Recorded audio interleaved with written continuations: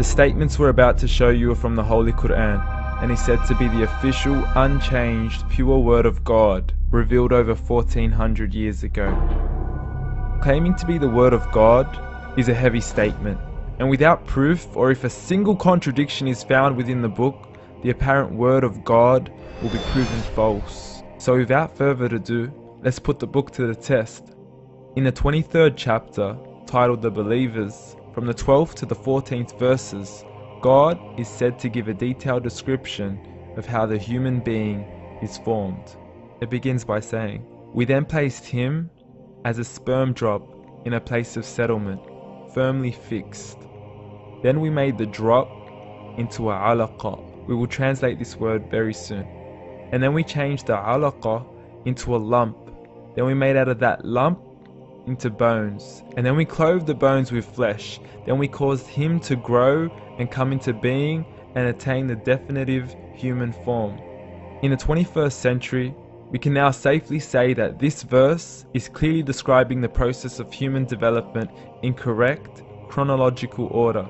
However, what we should be paying attention to in particular is the second stage, referring to the development of the embryo.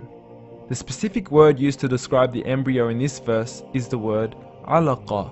The word alaqa, when translated into English, can mean three separate things.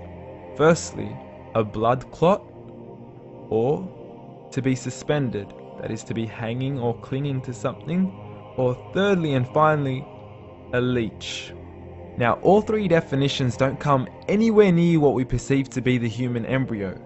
So, why are these words used, and what significance do they share with the human embryo? Can the embryo be described as a blood clot? Well, what do you think? In the 3rd week of embryonic development, a tubular heart joins with the blood vessels to form a primordial cardiovascular system, and by the end of the 3rd week, the blood is circulating and the heart begins to beat on day 21. The first thing that comes to mind in regards to being suspended or hanging is the umbilical cord. But we can't use that example because we are simply referring to step 2, before the baby has even formed. But we now know today that the umbilical cord is formed from the connecting stalk. And the connecting stalk is formed as soon as the embryo is formed. The embryo's connecting stalk has even been described by John Allen and Beverly Kramer as an object to suspend the developing embryo in the extra-embryonic column. So an embryo is suspended and does have a strong resemblance with the blood clot. What on earth would an embryo have to do with a leech? Figure A shows the structure of an embryo at 25 days. Figure B shows a leech. Now please note once again that the embryo in this stage is no greater than the size of a kernel of wheat. This is an X-ray of the embryo at 22 days. This is the internal structure of a leech. It's mind-blowing stuff, but you still haven't seen anything yet.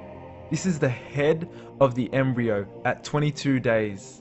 The detail you are seeing right now is absolutely impossible to be seen with the human eye and can only be seen with a microscope. This is the back end of a leech. There's no other words used to describe this other than mind-blowing. The pictures we have shown you are impossible to be seen with the human eye, or even to be predicted by the human mind. Once again, the verses we have shown you were revealed over 1400 years ago to a man who couldn't read nor write. Are these the words of God? Descriptions of the human embryo in the Quran cannot be based on scientific knowledge in the 7th century. The only reasonable conclusion is that these descriptions were revealed to Muhammad from God, from God, from God, from God, from God.